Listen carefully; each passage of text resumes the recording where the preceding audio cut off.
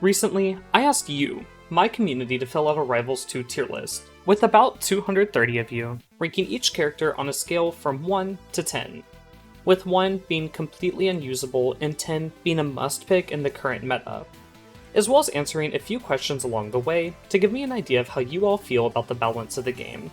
Who's strong and, well, who's really less strong. Today, let's go through the community tier list from the bottom to the top, and see what characters have been thriving. Before we get into that though, let's figure out the demographics of the players responding to our community tier list. To give a little context to it, I do this every time that we make a tier list together, but the first question I always ask is, what is your rank? I think this gives a lot of insight to how certain characters are viewed at different skill levels. For example, lower level players typically ranked Loxodon a little higher than mid and high level players.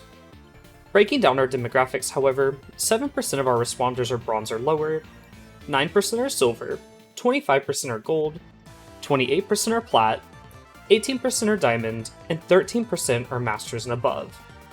Our list will average all of these players' inputs equally, but at the end of the video, I'll go ahead and split our main list into a low, mid, and high level list individually, just to give a little bit of an insight to how characters are perceived at different levels of play. I also asked players who their main was, and while I won't break it down by percent since we'd be here all day, it looks like the most common characters represented in the community are Lorena, Loxodon, and Zetterberg, as well as Absa, with the least repped characters being Forestburn, Raster, Fleet, and Maple. However, they all have a decent amount of players, so I don't think that player count should affect the list too terribly.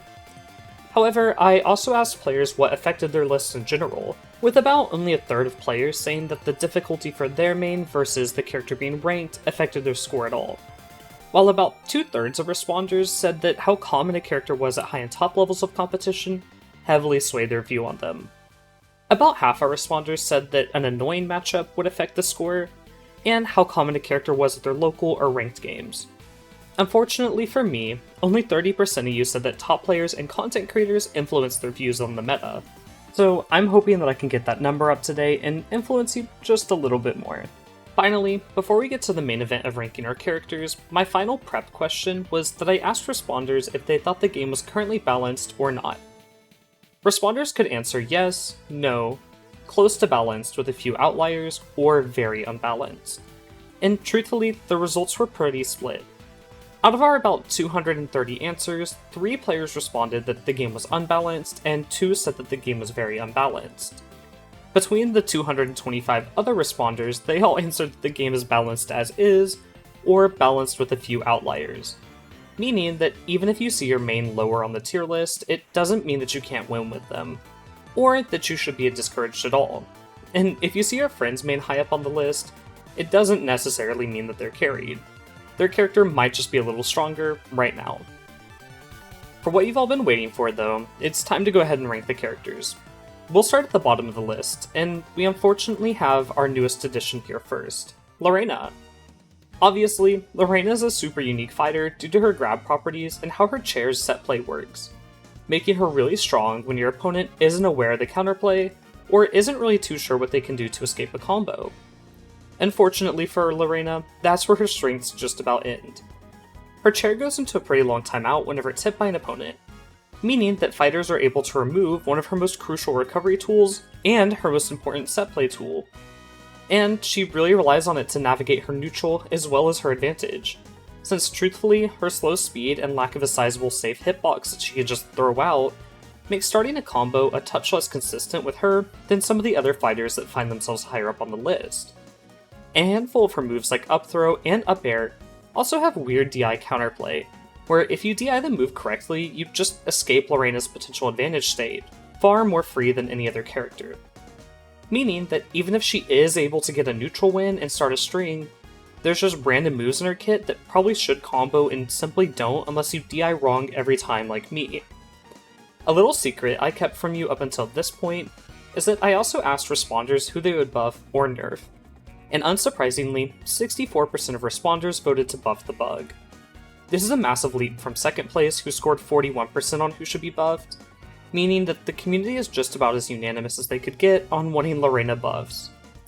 Personally, I'm hoping to see those weird DI angles tuned to guarantee combos at lower percents, and see how she feels after that, with more buffs to come if she's still struggling. Lorena unfortunately had an average score of 5 out of 10. Clocking in at a 5.7 out of 10, Loxodon is up next, a full 0.7 points above Lorena. One of our biggest individual gaps on our list today. Loxodon is known for his hard-hitting axe, his big disjoint, and big body. Press the number 1 if you can relate. However, while Loxodon's massive disjoint and meatball projectile help Loxodon keep opponents out, Loxodon doesn't necessarily have a lot of tools to get opponents off him once he finds himself in disadvantage. His telegraphed recovery, lacking frame data, and floatiness all add up to him taking tons of percent every time he loses neutral, with Loxodon mains that responded to the survey noting that he feels great to play until you're in that unfortunate disadvantage state, where it feels like even the more passive characters get to become mashers in the matchup versus the ever-so-loving elephant. On the flip side, however, only about 30% of players noted that they would want to actually see Loxodon buffs, with a handful of responders noting that while Loxodon isn't in the best spot on paper in a tier list, his explosive combos, high kill power, and ability to keep opponents out can make him really scary to fight when he's in the right hands, since moves like Meatball and Jab feel super oppressive to approach against. A move like back air, down B, and down air can all in stocks at absurdly early percents. Unfortunately for all my flying friends, Braster is going to be soaring into our tier list next. Over the course of the game's lifespan, Braster and Orcane have both received changes that notably shook up how they played, with a little spoiler alert, it not really working out the best for either of them. As we know, Braster was super strong early in the game's lifespan, but due to reworks to things like his slipstream and how early he could find kills, left him finding a lack of an identity. Sure, his hits could lead to a massive combo string and he can kill you early sometimes, but he also always dies super early himself, and gets walled out pretty easily, especially when an opponent is able to consistently shut down his slipstream. His mediocre recovery also doesn't really do him any favors whatsoever, since not being able to snap to ledge with up B or his tornado means that he's always vulnerable to getting poked or comboed into a kill option, losing him stocks off stage where other characters might not necessarily. All of this isn't to say that Braster's terrible by any means. Truthfully, a lot of the responders noted that he feels strong, just really inconsistent, with his peaks being about as high as another character, but his lows being a little bit easier to exploit than someone like Maple or Olympia. This adds up to Braster scoring a flat 6 out of 10, with 42% of responders saying that he needs buffs. I personally try to keep these videos pretty subjective, but on a personal level, I think that Braster's really sick, and I hope to see future metas shape up with him as a more prominent mainstay than he currently is, whether that be through buffs from the developers or players perfecting his kit. I like Braster a lot and just want to see a little bit more of him. Keeping it in the family, Edelus is unfortunately sliding up next on our list. Edelus has a lot of extreme highs in his kit, and some extreme lows, but let's touch on the highs first. Edelus has one of the strongest approach options in dash attack once his ice is set up. In off dash attack, he gets some insane combos, taking opponents from 0 to deaths on even slightly unoptimal DI. His side B is great for disrupting recoveries, and his down air, up air, and forward air are all incredible for putting opponents into tricky situations or just taking a stock a little earlier than you'd want. However, that's kinda where the fun ends for our teddy bear. Unfortunately, as some of our responders noted, Edelus does have to set up his ice to have a threatening neutral, meaning that if you're able to prevent him from doing so, it's not too crazy to imagine that you would steamroll him instead of the other way around. Edelus, just like Loxodon, also has a pretty linear recovery, and while it is immune to projectiles, it's not the safest whatsoever. And finally, the most obvious flaw is that Edelus is pretty huge, meaning that his disadvantage is never a good time for the Edelus player. Truthfully, I think that Edelus will always float around here on the tier list due to the extremes in his kit, and him also being a more technical character, since while there always will be an incredible Edelus player out there, the execution level needed to win consistently with the bear is notably higher than the average rival, landing Edelus at a final score of 6.3 out of 10. Before we move on to the next fighter, I really quickly want to remind you to use code LASTSTOCK in the Rivals of Aether 2 shop. Using my code allows me to make these videos and host my free weekly online brackets on my Discord. If you want to check them out, it's linked down below. Thanks tons for all the support though, and let's go ahead and get back to your tier list. My best buddy Orcane is up next, with only a 0.1% difference between him and Edalis, swimming into our list with a 6.4 out of 10. Orcane, similar to the other fighters before him, has a few things that he's really good at, and a handful of things that he just isn't the best with. For starters, Orcane's grounded movement feels, or at least felt, incredible. He's who I main for this reason, because I love to slide around and poke at opponents. However, recently his movement stats did get nerfed, meaning that now his approaches are a little bit more telegraphed with things like wave dashes, but they're far from bad. His offstage game and recovery are also great thanks to Puddle, allowing Orcane to go as deep as he wants against recovering opponents, without having too much fear of SDing himself. His kill power is also pretty solid, with back air, empowered forward throw, and good kill confirms like down tilt to up strong killing pretty consistently. However, the rest of Orcane is struggling just a bit. At lower percents, Orcane doesn't really have a lot of tools outside grab and back air that beat floor hug. However, back air also doesn't necessarily start a ton of combos for the whale, and Orcane doesn't have a true combo out of a throw at lower percents. Personally, I've never really had too much of a problem with that, since up throw normally lands me at least a few hits, and down throw can start a tech chase. But there's also games where Orcane isn't defined to follow off of those throws, making neutral wins at lower percents have virtually no reward.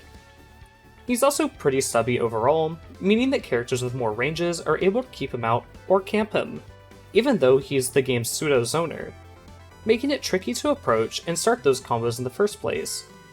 Speaking of combos, Orcane doesn't really have the best advantage state, and while it's by no means bad, characters higher on this list feel a lot more threatening to be comboed by at any percent more or less, due to most fighters' abilities to commonly take a combo and link a kill confirmed for a finisher, especially when calling out bad DI. This, however, isn't something you commonly see from Orcane quite as much, but it's made up for the fact that Orcane's strong kill power and moves like back air and forward throw that we mentioned earlier exist on just raw moves. But this can leave him feeling a little lackluster in some spots. Orcane was our third most voted character to receive buffs by the community, with 37% of you guys noting that they would like to give him buffs if they had the choice. Moving on to the GOAT, we have Absa. I'm personally a little surprised to see Absa up this high, since when we've done these lists in the past, you guys weren't really too fond of her. However, with time, we've seen her climb the metaphorical tier list mountain to reach a more middling spot. Not too dissimilar from Edalis, Absa has a few things that she is insanely good at. Her advantage state is just a little crazy, with top players like Ant making her look, well, I'll just put it outright, broken. Her zoning tools are debatably the best in the game, especially in the flexibility on how she wants to use them. And her movement mix-ups with double jump canceling to space options or force opponents to pick defensive options makes her really hard to contest in neutral. On the flip side, she simply doesn't have incredible frame data that some of the top tiers do to freely mash, meaning that while she is safe at certain spacings, if an opponent's able to push through and break that spacing, she becomes a lot worse all of a sudden, without really a ton of ways to help her navigate the disadvantage as far as get off me tools go. Luckily, Absa is floaty and pretty light, meaning that when she is knocked back, she goes pretty far, helping her escape some combos at mid and lower percents, but also causing her to die just a hair earlier than some of the other fighters. Unlike Raster, however, who has the same problem, Absa has a phenomenal recovery with comparable lethality to the bird, meaning that while it is scary to pilot the GOAT at mid and higher percents, you still have a lot of control over your character and should never feel too backed into a wall at any point. Finally, to cap it off, Absa is really hard to pilot. Juggling landing small sweet spots, getting drag downs lined up, double jump canceling, and managing Cloud, all while keeping opponents at a safe distance, does become pretty difficult, especially at these top levels.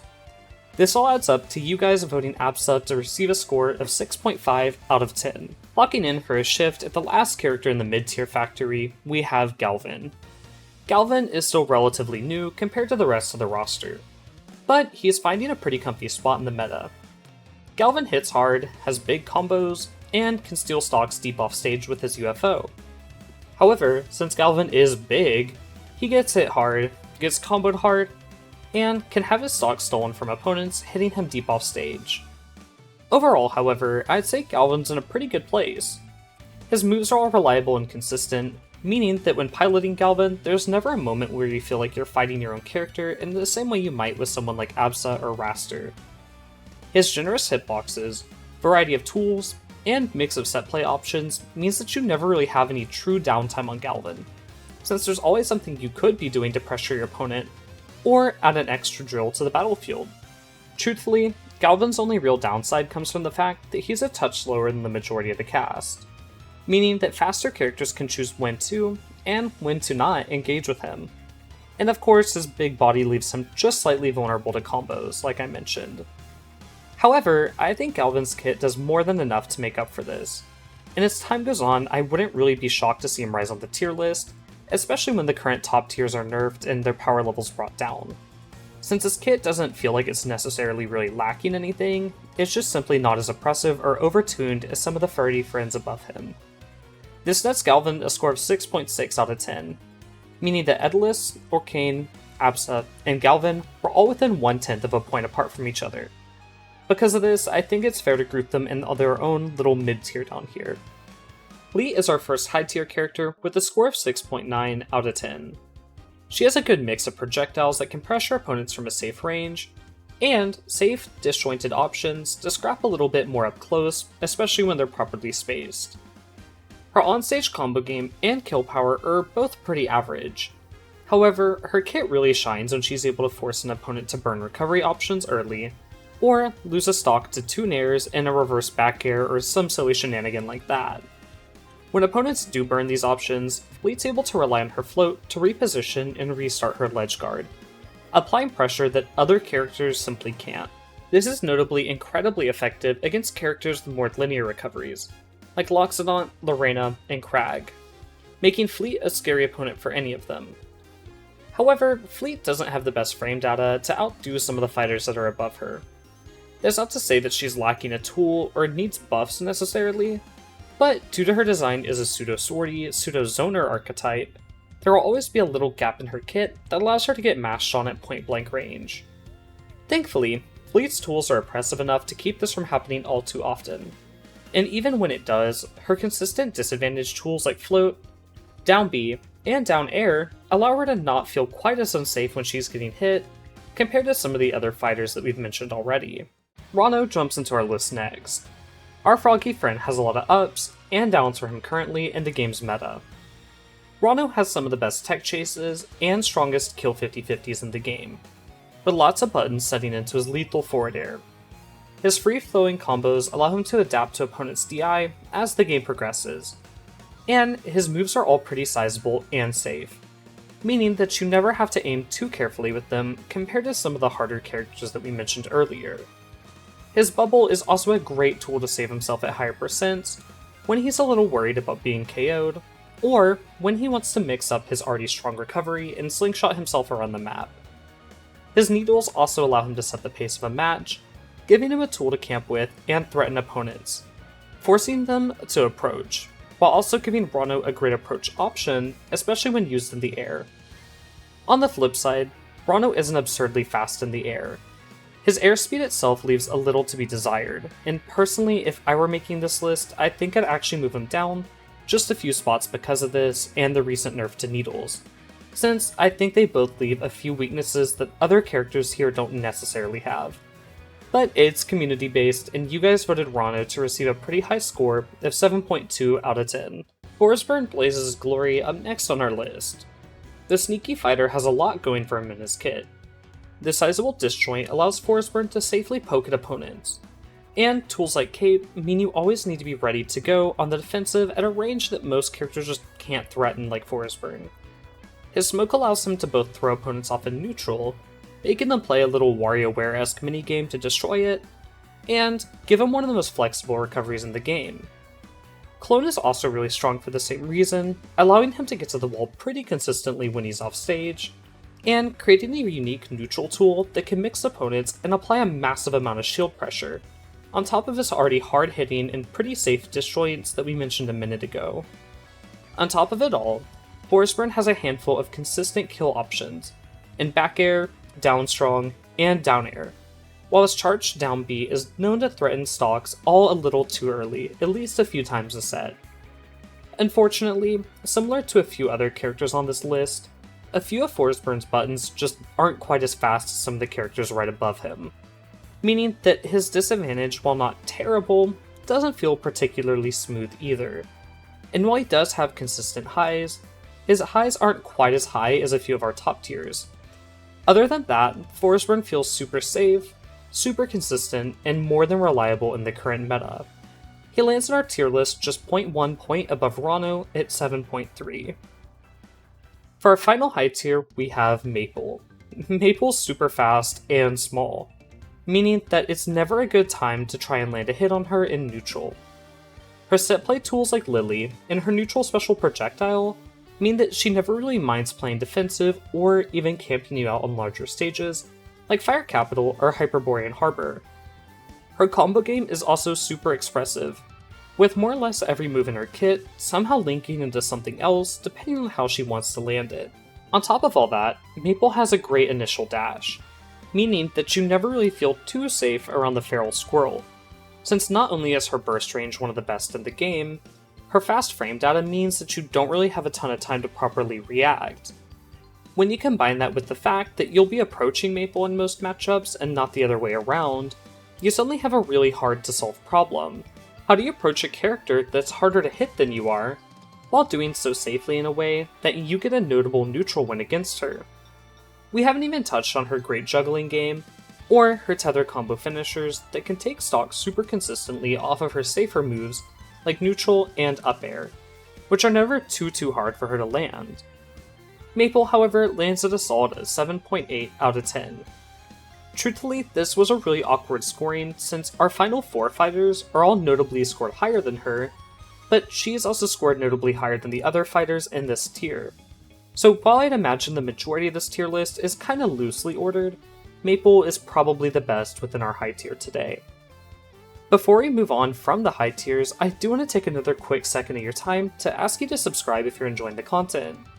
We're kinda close to 5,000 subs, and it means so much to me if we hit 5k before Slate releases. Thanks tons for watching the content, and let's check out the top tiers. For our first top tier, we have Crag. Crag is insanely strong, mixing the highs of a lot of our previous fighters without having quite as many lows or inconsistencies within his kit. For example, his neutrals are all pretty sizable and linger for a good amount of time, while not necessarily being laggy or easy to punish. His specials all have consistent uses and purposes, like Rock being the best projectile in the game for its versatility and combo potential, Down Special earning Crag massive combos and having a good range, and Cargo, allowing Crag to steal kills much earlier than he probably deserves them. All these tools allow Crag to not only be threatening at point-blank range, but also with a little distance between him and the opponent, and fully across the stage, meaning that players fighting Crag will probably spend a lot of their time approaching him or forcing scraps against him, and a lot of the time they'll find themselves at a disadvantage when doing so. On top of it all, Crag's kill power is just a little absurd. Moves like down air, aerial down strong, up air, forward air, and any of Crag's strongs, which are 50/50s out of his down throw, all kill, with down air being safe on shield when used correctly, allowing Crag to poke at players and threaten huge combos or kills if it's not blocked properly, with little reward for an opponent who does so. When talking to players about Crag's weaknesses, a lot of them pointed to his pillar and recovery, but I had a lot of players point it out as a strength as well, since while Crag could get cheesed off stage at a lower percent, he also is able to go more or less as deep as he wants off stage, knowing that Pillar is there to always bail him out if he needs it. This, however, leaves Crag with 52% of responders voting to nerf him, when asked if they would opt to nerf him or not. Crag also, though, reaches new heights on our list at an 8.54 out of 10. I had to specify that second decimal point, however, because Crag's bestie, Olympia, is gonna go ahead and clock into our list with an 8.57, only 0.03 points above Crag. Olympia is super quick with her burst movement, allowing her to close gaps and pressure opponents consistently, even when they're trying to wall her out. On top of that, her frame data, both in the startup and cooldown of moves, is super fast, which allows her to click buttons freely without really having to weigh the risk-reward of using a move, compared to someone like Absa or Forestburn who might not have as much freedom there. All of Olympia's moves, similar to Maple, are able to start combos minus a few finishers in her kit. Moves like up throw, down tilt, neutral air, down air, and Gem or Gem Dash are all great and easy to land combo starters. And since her initial dash and jump are so great, rarely are you able to escape an Olympia advantage state without her landing a full string of hits on you, even if you have near perfect DI. These hits also consistently link into her finishers like forward air or up special, which both have incredible knockback and consistency, allowing Olympia to reliably place you off stage even if she started her combo on you at a lower percent. This then allows her to ledge trap you and rinse and repeat the advantage state all over again. Similar to Crag, Olympia's downside was noted by responders that her recovery is a little rocky.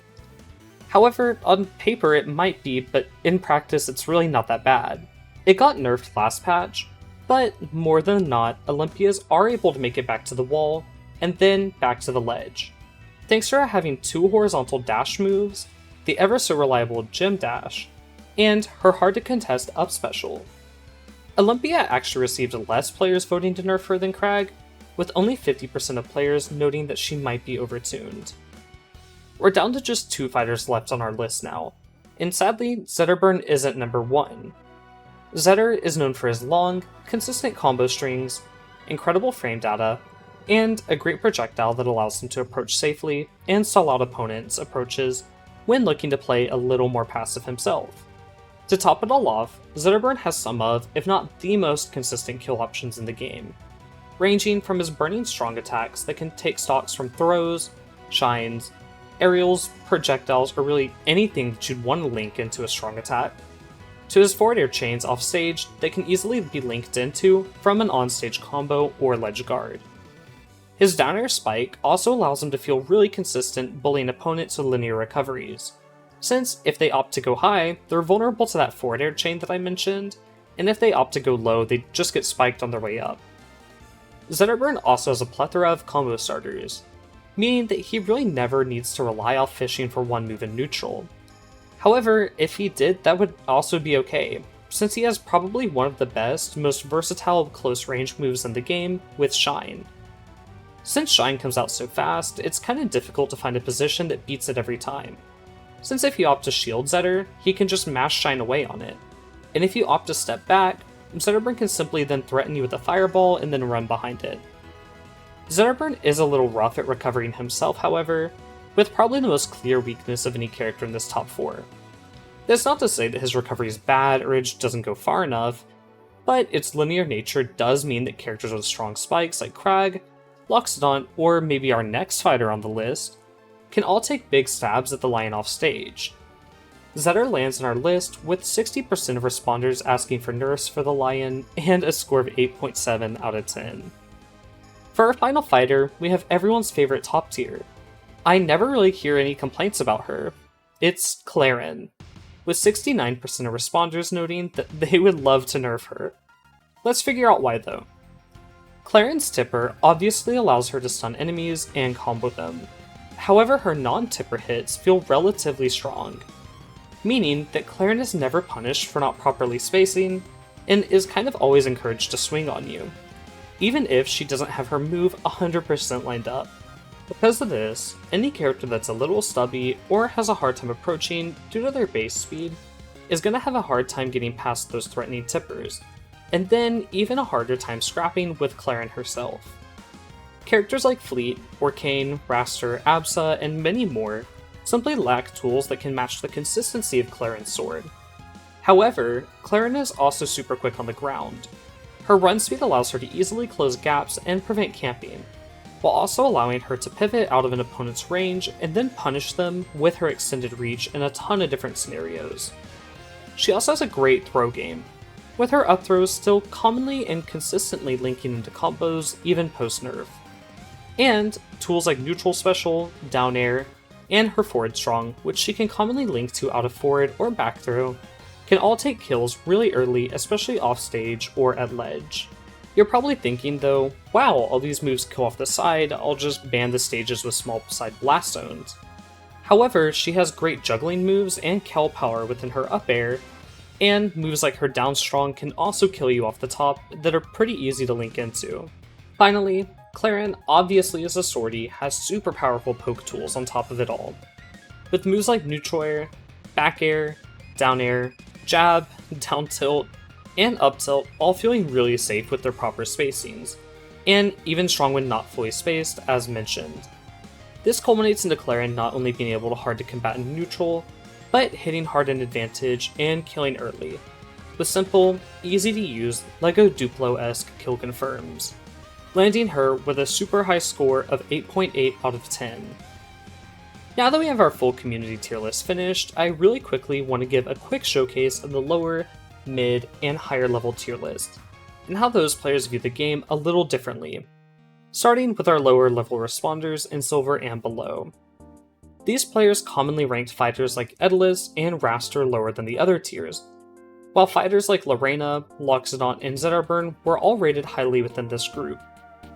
One extra detail that I noticed is that this group was the least consistent about how they ranked the mid-lane characters like Rano, Fleet, or Kanan Forestburn, with other characters also being inconsistent, but most notably these friends, with some players ranking them as being really bad, and some players ranking them as being really strong. However, it all evened out in the end, more or less.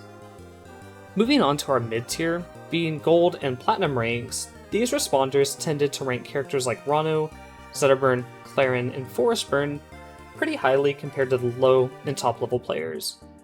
Crag is notably rated slightly lower in this tier, which I think put him down a little bit on our general tier list, but not to a degree that it shifts its positioning here in this chart order-wise. But it does move him a lot closer to Maple, so we'll go ahead and just bump him down a tier. Daedalus was also ranked a little lower here as well, as Raster, which makes sense since I imagine these characters aren't as common at these ranks. For our final high-level list being Diamond and up, we see our top tier order change slightly. Florin is still at the top, but Crag jumps 2 spots to overtake Zetterburn and Olympia, and claim his spot at number 2 on our list. Forestburn and Maple both saw a trend of receiving higher marks from this group as well, putting them up closer to the top tier ranks than they were before. So while their order doesn't really necessarily change, I'm gonna go ahead and raise them up there, giving us a pretty sizable top tier, which I can't imagine is a bad thing if tons of characters feel super viable. Rano was actually ranked much lower here within this grouping, with Daedalus and Arbs both ranked slightly higher overall, which makes sense since these characters see their full potential unlocked in the hands of a character specialist, and character specialists tend to be specialists because they're really good at the game and earning them that higher rank. Higher ranked players also tended to not rank characters very badly at all, and also had the least amount of 10 out of 10s placed for fighters, making their lists on average a little closer together overall and consolidating some tiers. With those edits done, I want to give a huge thank you to everyone who filled out the form. Sorting through over 200 of your responses took so much time, but I'm thrilled with the data that we got here today, and how many of you were willing to take a few minutes to help build our community tier list. As always, thanks tons for watching to the end, and I hope to see you guys in the next one. Bye for now,